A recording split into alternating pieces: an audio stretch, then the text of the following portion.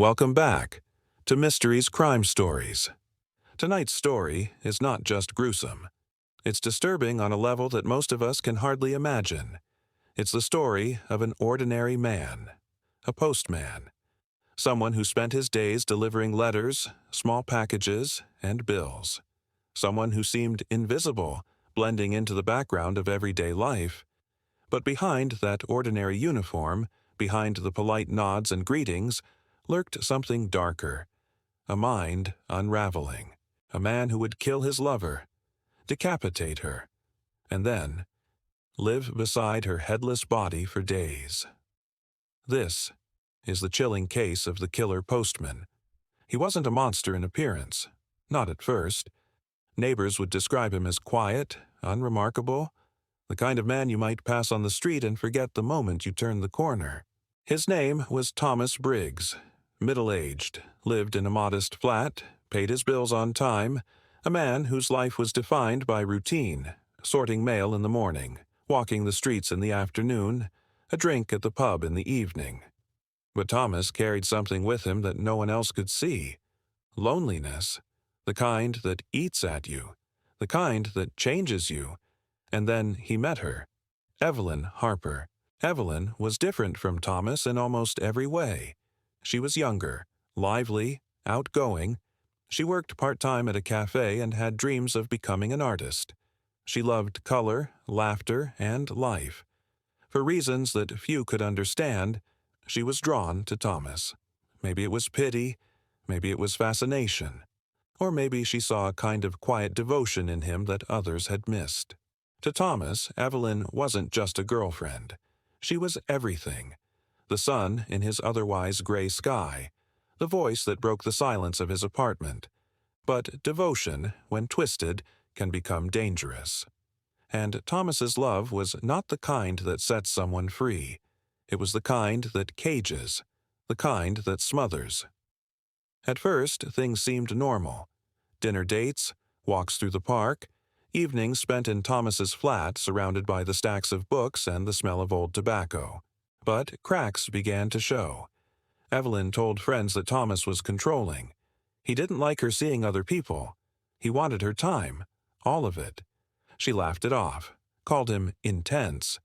But the truth was, she was beginning to feel trapped. One night at the cafe, she told a coworker, "I think he loves me too much. It's like he doesn't want me to breathe unless it's with him." It was meant as a joke, but there was truth hidden inside. And then came the night of the fight. It started with something small. Evelyn mentioned she wanted to take a trip with friends. A weekend away, nothing dramatic. But to Thomas, it felt like betrayal. The idea that she could leave him behind, even for a few days, tore at the fragile fabric of his mind. The argument grew louder. Words turned into shouts. Shouts turned into threats. And then something snapped. We may never know the exact moment when Thomas Briggs crossed the line, but what we do know is chilling. In a fit of rage, he struck her. Once, twice, until she fell silent. But it didn't stop there. When police later described the scene, they would use words like gruesome, unspeakable, inhuman. Because Thomas, in his twisted state, decapitated Evelyn. He removed her head from her body. And then, he did something even more disturbing. He didn't run. He didn't hide. He lived with her. For days, the apartment became a tomb. Neighbors would later recall strange noises, the sound of a television left on at odd hours, the faint hum of music trying to drown out something else. But inside, behind closed curtains, Thomas carried out a ritual of denial. He kept Evelyn's body in his bed. He placed her head nearby, as though she were still with him. At night, he would lie beside her, talking to her, whispering to the silence, pretending that nothing had changed. Psychologists later argued that this wasn't just about madness, it was about possession. For Thomas, Evelyn could never leave him. Not alive, not dead, she would remain his forever. But the smell, the decay, reality was closing in. It was Evelyn's friends who grew suspicious first. She missed shifts at the cafe. She didn't return calls. Days passed. One of them decided to check her apartment, but she wasn't there. Eventually, the search led to Thomas's flat. He answered the door, pale, sunken eyes, a nervous smile that didn't reach his face. Her friends asked where she was. Thomas said she had gone away. A trip, some time to herself. But his words were clumsy, rehearsed, unconvincing. By the time they alerted police, the suspicion had turned into certainty. Something was very, very wrong. When officers knocked on the door days later, Thomas didn't resist. He opened it calmly, almost relieved, but nothing could prepare them for what they found inside. The air was thick with the smell of death, curtains drawn tight. The apartment dark, except for a flickering lamp in the corner. On the bed lay Evelyn's body, headless, and beside it, carefully placed on a pillow, her head. The officers froze. Even the most seasoned detectives struggled to process the scene. Thomas stood in the corner, watching them, and then he said words that would haunt the investigation. "She wasn't supposed to leave me. She said she would stay forever." The trial that followed became a spectacle. The press dubbed him the Killer Postman. Courtrooms filled with reporters, sketch artists, and spectators hungry for details of the macabre crime. Psychiatrists debated his mental state. Was he insane? Or was he perfectly aware of what he had done? Prosecutors painted a picture of obsession turned deadly.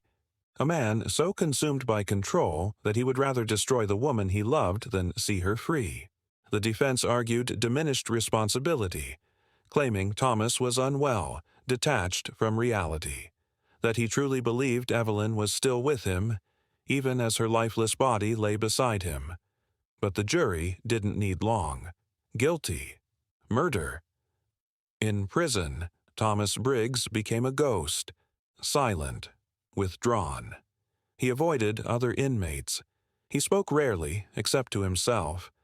Guards would hear him whisper at night, having conversations with no one, saying Evelyn's name over and over. Some said he never showed remorse. Others said his punishment was not the prison walls, but the prison of his own mind, reliving the crime each day, haunted by the silence of the woman he destroyed. The case of the Killer Postman remains one of the most disturbing in true crime history. Not just for the brutality, not just for the shock of the discovery, but for what it reveals about human obsession. Love, when twisted, can become something monstrous, a force that consumes, that blinds, that turns devotion into destruction. Evelyn Harper was a young woman with dreams, with friends, with a future, and that future was stolen, not by a stranger, not by a faceless killer, but by the man who claimed to love her most. As we close this story, we're left with questions that may never be answered. What makes a person cross the line between love and obsession? Could Evelyn have been saved if someone had seen the warning signs earlier? And how many other ordinary faces, the quiet neighbor, the polite man in uniform, are hiding darkness behind their smiles? The case of Thomas Briggs, the Killer Postman, reminds us that evil often hides in plain sight, not in monsters from folklore, not in shadows of the night, but in the people we pass every day. Without a second thought. Thank you for watching Mysteries Crime Stories. If you found this case as chilling as we did, make sure to like, share, and subscribe so you never miss another deep dive into the darkest crimes. And remember, the scariest monsters are often the ones we think we know.